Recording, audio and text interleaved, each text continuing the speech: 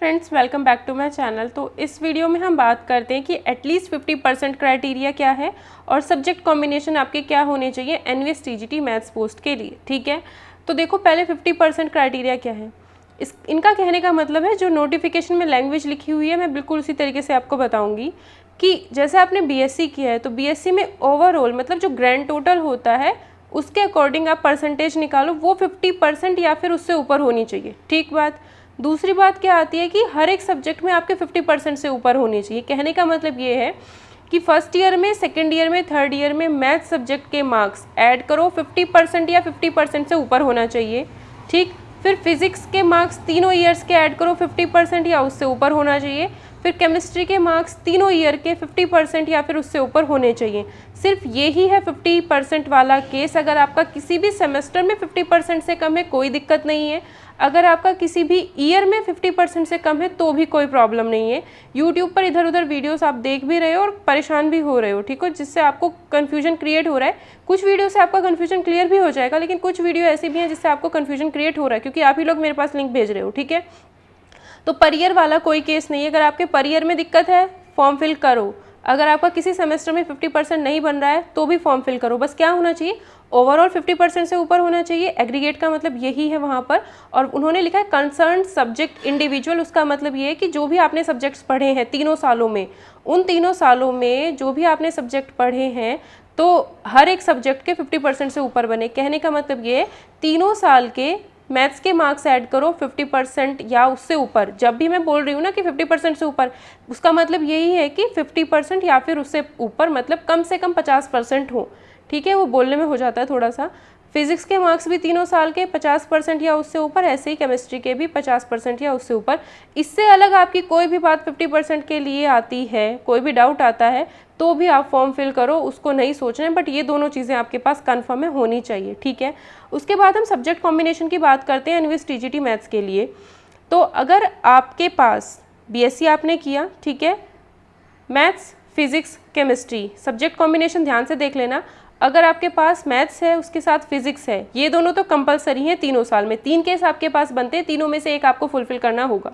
अगर आपके पास मैथ्स है फिजिक्स भी है तीनों सालों में, तो थर्ड सब्जेक्ट तीनों सालों में, तीनों ईयर्स में आपका थर्ड सब्जेक्ट केमिस्ट्री भी हो सकता है, इलेक्ट्रॉनिक्स या फिर कंप्यूटर साइंस या फिर स्टैटिस्टिक्स। मैथ्स कंपलसरी है तीनों साल में पढ़ना है, फिजिक्स कंपलसरी है तीनों साल में पढ़ना है। ये उनके लिए जिन्होंने प्लेन बीएससी कर रखा, मतलब सिंपल बीएससी कर रखा है जिन्होंने सिर्फ।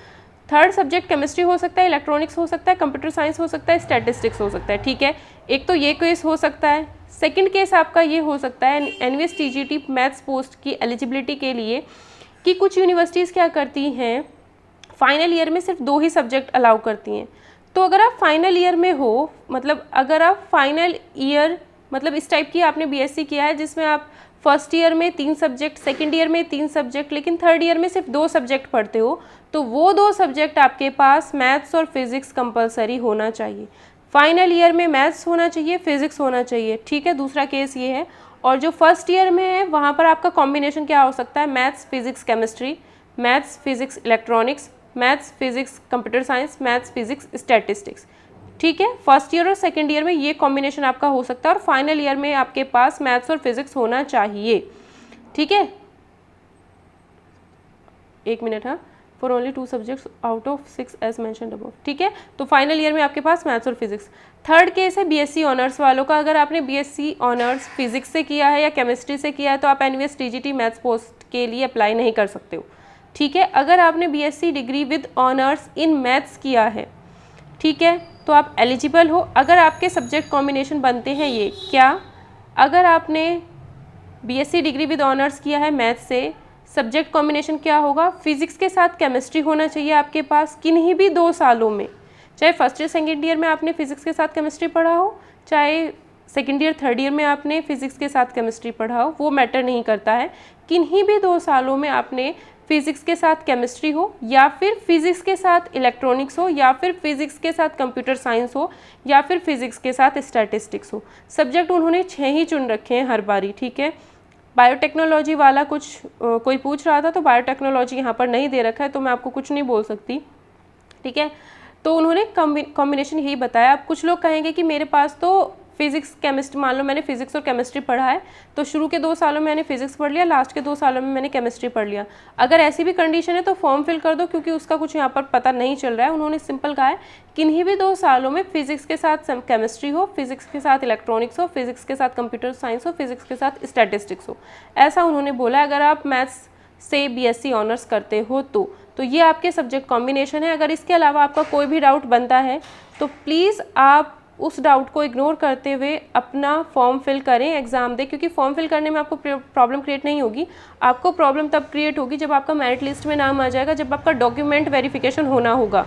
जब आप डॉक्यूमेंट वेरिफिकेशन के लिए जाओगे तो एलिजिबिलिटी क्राइटेरिया आपका चेक किया जाता है, ठीक है। तो फॉर्म फिल कर सकते हो, पेपर दे सकते हो, उसमें कोई प्रॉब्लम नहीं है।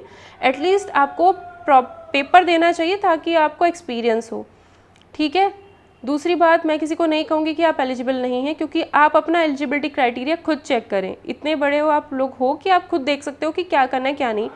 एटलीस्ट 50% का क्राइटेरिया मैंने आपको समझा दिया है और सब्जेक्ट कॉम्बिनेशंस मैंने आपको बता दिए। प्लेन बीएससी भी, बीएससी ऑनर्स के लिए भी मैंने आपको सब्जेक्ट कॉम्बिनेशन बता दिया है। उन्होंने 6 ही सब्जेक्ट कहे हैं यहाँ पर, उन 6 सब्जेक्ट्स में से ही आपका कुछ ना कुछ होना चाहिए, ठीक है।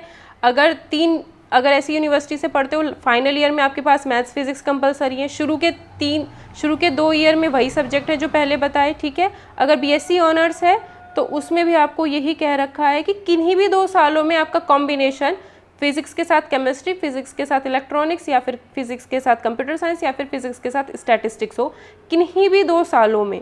अब ये मत पूछना कि मैंने तो फर्स्ट ईयर में फिजिक्स पढ़ा था, सेकंड ईयर में फिजिक्स पढ़ा, लेकिन सेकंड और थर्ड ईयर में केमिस्ट्री पढ़ा है, तो ये कोई डाउट नहीं है। अगर ऐसा कुछ है तो आप फॉर्म फिल कर दो, उसकी कोई दिक्कत नहीं लेनी है, ठीक है। मतलब कुछ का तो ऐसा होगा ना कि फर्स्ट ईयर सेकेंड ईयर में फिजिक्स केमिस्ट्री दोनों पढ़ लिए, कुछ ऐसे होंगे कि मैंने तो फर्स्ट ईयर सेकेंड ईयर में फिजिक्स पढ़ा, सेकेंड ईयर थर्ड ईयर में केमिस्ट्री पढ़ा, तो ऐसे भी कुछ डाउट्स लेकर के आने वाले हैं थोड़े दिन में।